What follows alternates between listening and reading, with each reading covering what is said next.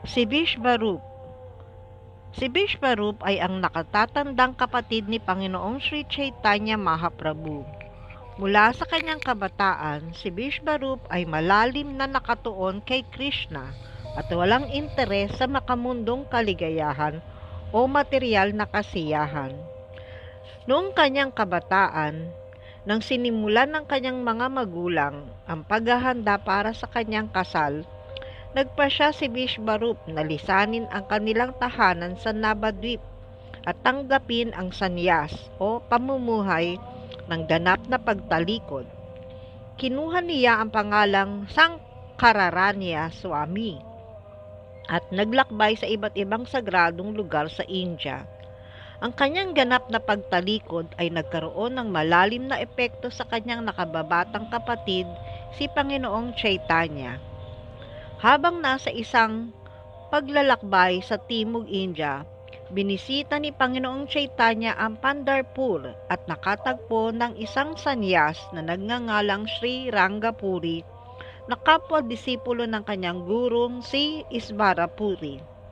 Sa kanilang pag-uusap, nalaman ni Panginoong Chaitanya na ang kanyang nakatatandang kapatid na si Vishvarup ay nakamit na ang ganap na kalubusan sa Pandharpur at doon na rin pumanaw.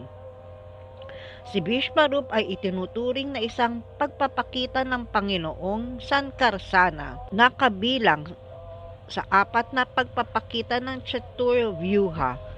Sa ganitong paraan, siya ay itinuturing na hindi naiiba kay Panginoong Chaitanya sapagkat ang bahagi at ang kabuuan ay hindi magkaiba.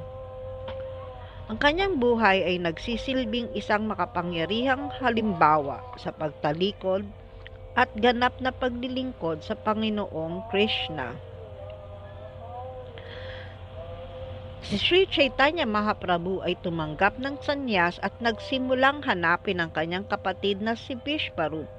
Sa kanyang paghahanap sa araw na ito ay nalaman niya na nasa Pandharpura si Vishvarup at iniwan na niya ang kanyang katawan. Siya ay pumanaw at nagsamadhi sa pampang ng ilog Bhima. Pagkatapos sa araw na ito, kahit na mahigpit na inoobserbahan ni Mahaprabhu ang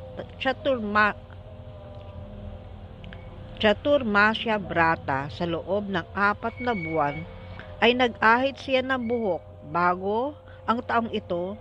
Hindi siya nag-aahit sa loob ng 4 na buwang iyon. Hindi rin pinuputol ang kanyang kuko. Sinunod niya ang lahat ng tuntunin at regulasyon ng Chaturmasya. Sinasabi na ang sanyas name ni Srila Vishvarup ay Sankararanya na siyang nakatatandang kapatid ni Vishvambar. Ang orihinal na pangalan ni Sri Chaitanya Mahaprabhu. Pumanaw si Sankararanya noong 1432 sa Iskolapur. Sa lugar ng paglalakbay, pananampalataya o pilgrimage na tinatawag na Pandharpura. Ito ay binabanggit sa Madhya Lila, Kabanata Siyam, mga talata 299 at 300. Sa Chaitanya Adilila 10:106 purport, si Vishvarup ay nakatatandang kapatid ni Gaurahari, Panginoong Sri Chaitanya Mahaprabhu. Nang inihahanda ang kanyang kasal, kinuha niya ang sanyas at iniwan ang kanyang tahanan.